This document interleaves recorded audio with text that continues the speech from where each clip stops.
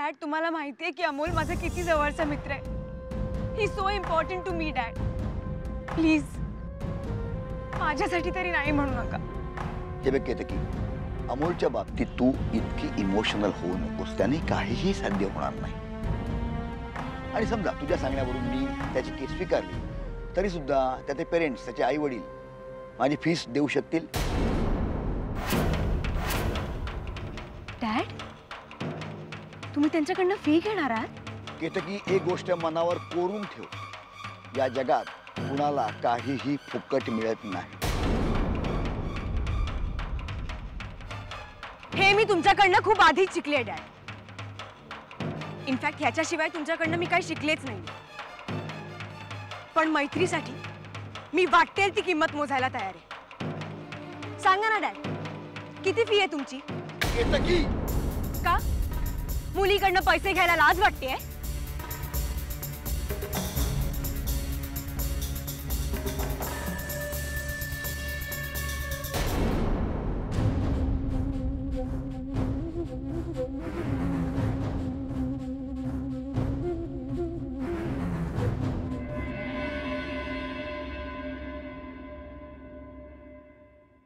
तेवढ्याने तुला आमच्याबद्दल सगळं काही कळलंय ते आम्हाला माहिती आहे.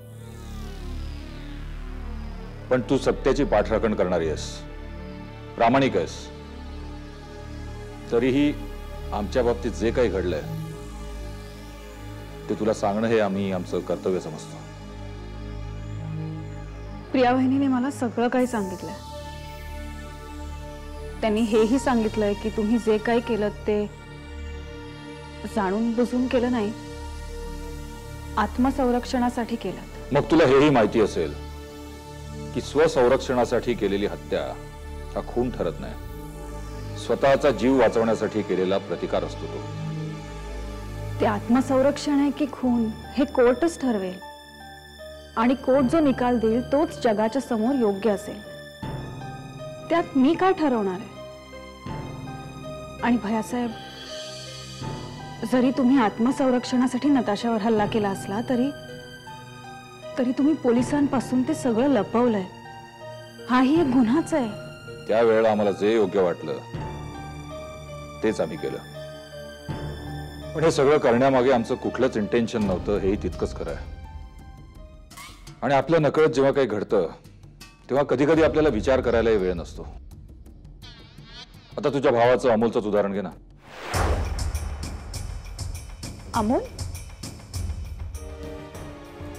अमोलने काय केलंय? आम्हाला वाटतं तुला तुझ्या भावाबद्दल काहीही कल्पना नाही.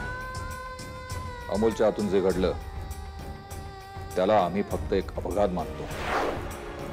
पण तुझ्या दृष्टीने विचार केला तर तो खून ठरू शकतो.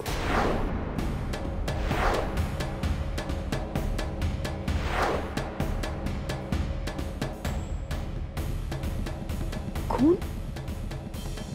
भैयासाहेब, कशाबद्दल बोलता तुम्ही? अमोलच्या हातून कुठला अपघात झालाय? बहुतेक तुझ्या घरच्याने तुला काहीच सांगितलेलं दिसत नाही. तू प्रेग्नंट आहेस, तुला धक्का बसू नये म्हणून कदाचित सांगितलं नसेल. पण आम्ही सांगतो, मन घट्ट करू नये. एका अवॉर्ड फंक्शन मध्ये प्रसिद्ध ऍड फिल्म मेकर केटी आणि तुझा भाऊ यांच्यात हातापाई झाली. त्यात केटीला गंभीर दुखापत झाली आणि आता केटी हॉस्पिटलमध्ये मृत्यूशी झुंज देतोय.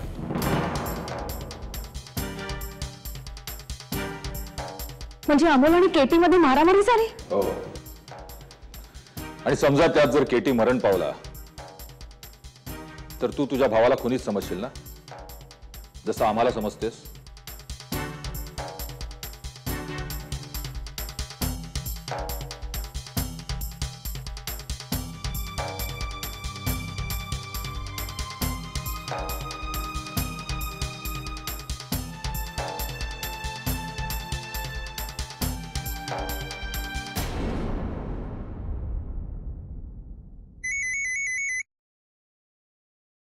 हा देव, बोल. साक्षी, साक्षी, अमोल बद्दल एवढं काही घडलंय आणि तुम्ही काहीच सांगितलं नाहीत मला. काय घडलंय ते मला नीट सांग आधी. देव, तू आश्रमात होतीस म्हणून तुला कळवलं नाही आम्ही. खरं तर श्रावणीला अवॉर्ड जेव्हा मिळणार हे डिक्लेअर झालं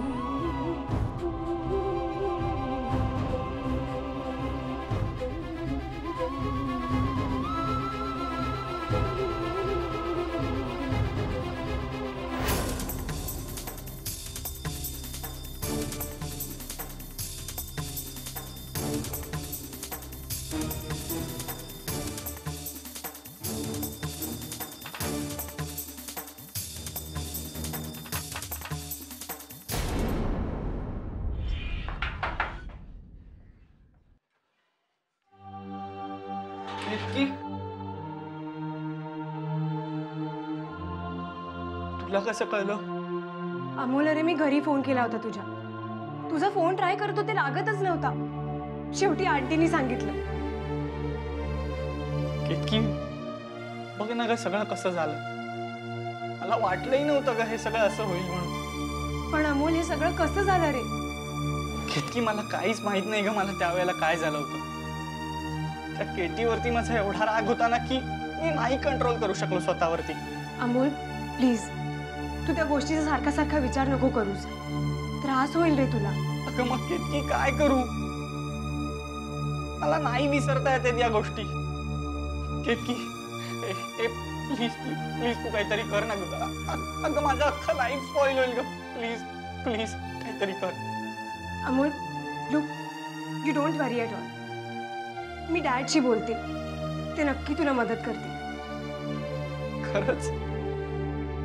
हो, आतापर्यंत त्यांनी घेतलेली कुठलीच केस ते हरलेले नाहीये. आय एम शुअर ते तुला मदत करतील अमोल. मग तू जाऊन सांग ना ग त्यांना की मला इथून लवकरात लवकर बाहेर काढा. प्लीज जा ना ग लवकर त्यांच्याकडे. मी बोलते त्यांच्याशी. पण तू प्लीज असं घाबरून जाऊ नकोस. Be brave do. सगळं नॉर्मल होईल पूर्वीसारखं.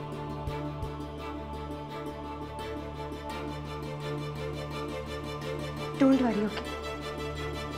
Take care.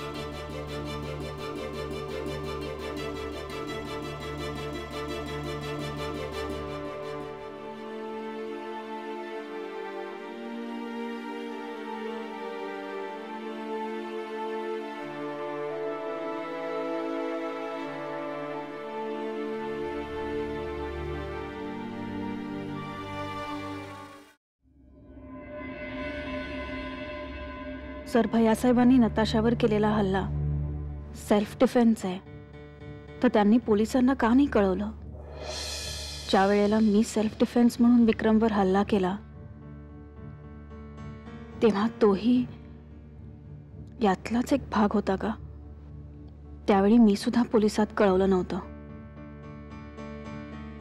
माझीही तेव्हा चूकच झाली होती.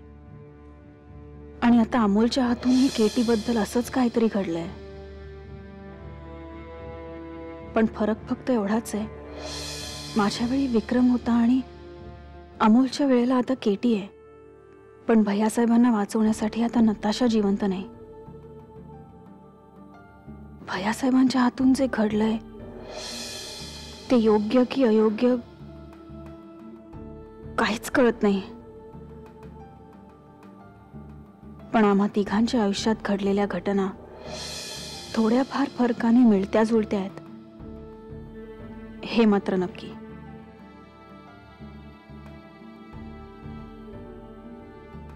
अमोलला भेटलीस?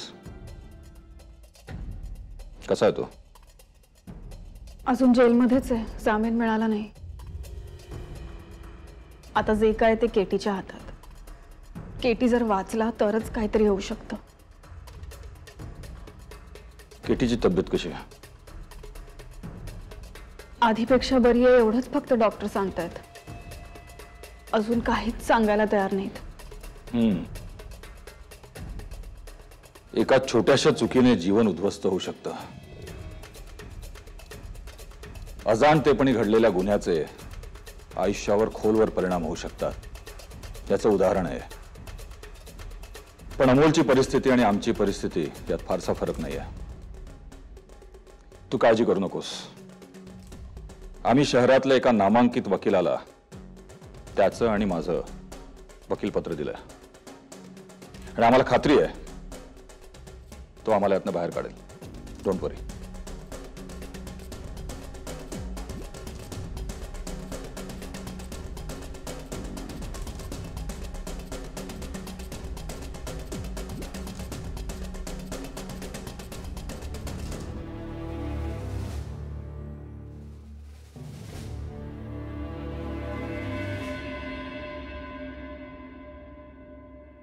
डॅड, काय ठरवलंय तुम्ही?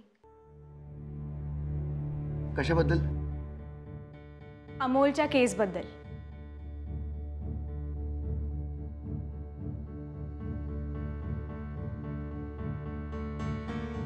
हां, मी सगळा विचार केलेला आहे आणि असा निर्णय घेतलाय की काहीही झालं तरी अमोलची केस मी लढवणार.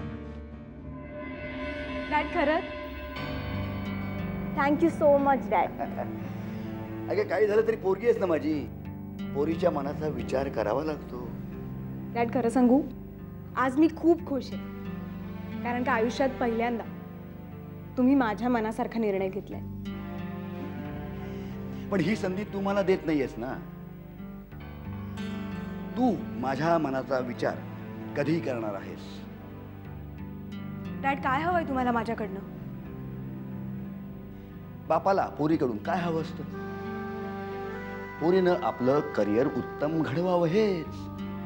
आणि म्हणून मनापासून माझी इच्छा आहे की तू ऑस्ट्रेलियाला जावंस. डॅड मी तुम्हाला आधी सुद्धा सांगितलंय, मी तिथे अजिबात जाणार नाही. हे बघ, तुझ्या इच्छेसाठी मी अमोलची केस घ्यायला तयार झालो की नाही, मग माझी इच्छा तुला पूर्ण करावीच लागेल. डॅड तुम्ही डील करताय माझ्याबरोबर? मला हे अजिबात मान्य नाहीये.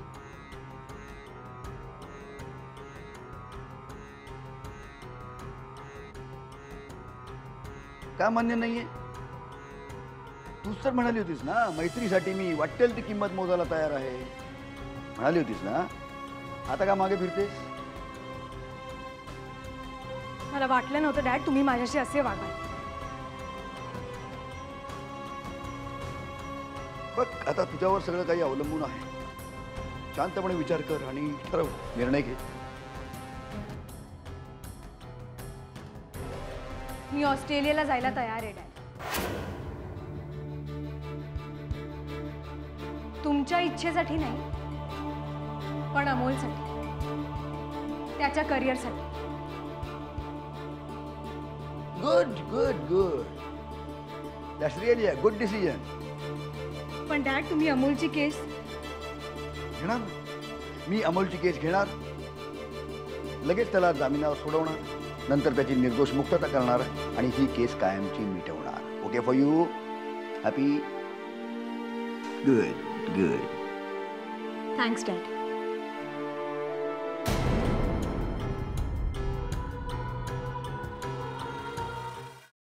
Amol, uncle please help me. Uncle uncle मला सोडवा ना इकडून प्लीज. डोंट वरी बॉय, मी आलोय ना. मी बघतो काय करायचं. मला फक्त त्या रात्री तिथे नक्की काय घडलं ते सांग.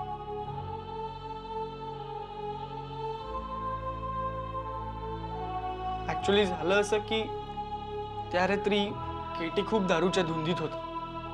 डिटेल मध्ये सांग.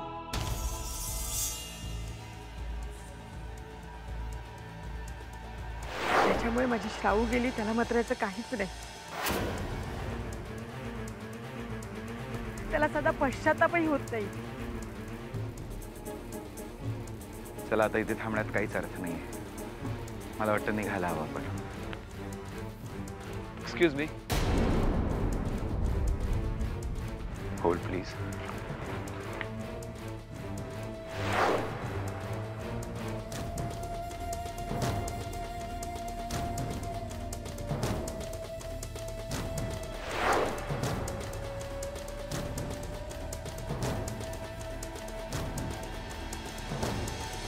What's wrong with you? Katie, your tongue. Leave me. I'm Katie. Ketan Talsania. But Akmal.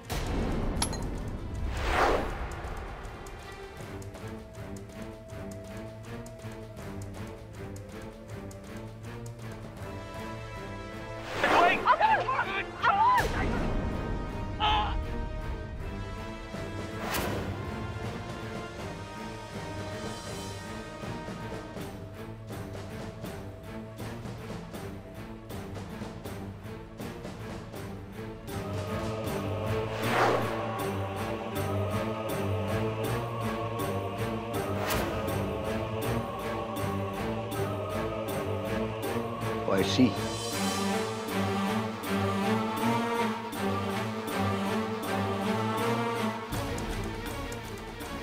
तुझी केस थोडीशी डिफिकल्ट आहे,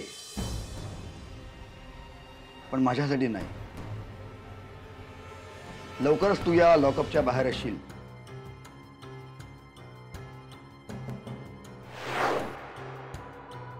खरंच अंकल? ऑफकोर्स. सध्या मी तुला जामिनावर बाहेर काढतोय, पण लवकरच या केसमधून तुझी निर्दोष मुक्तता करण्याची जबाबदारी माझी आहे.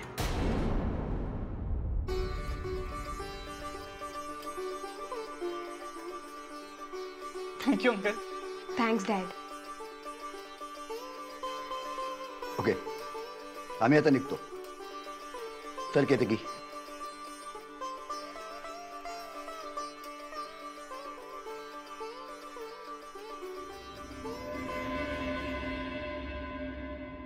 केतकी, एक काम कर, तू पुढे हो, मी येतो.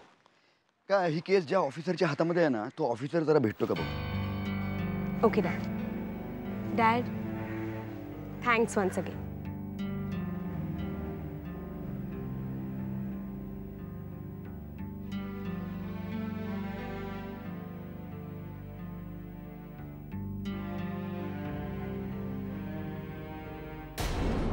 मे आय कम इन? येस. बसा ना. Advocate Ranjit Sarpotdar. Inspector Siddhant Marathe. Nice meeting you. Please have a seat. Thank you.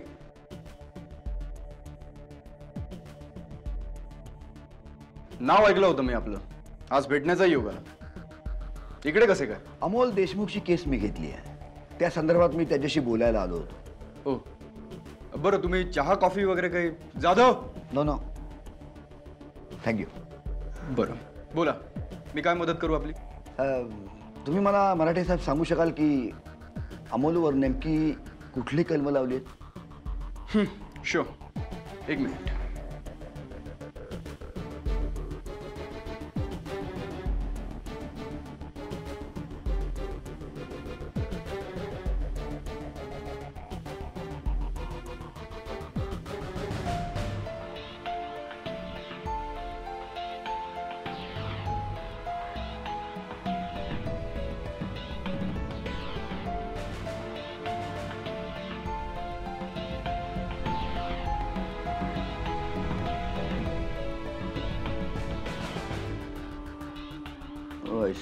अशी.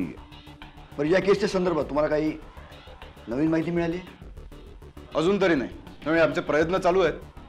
चौकशी सुरू आहे. Okay okay.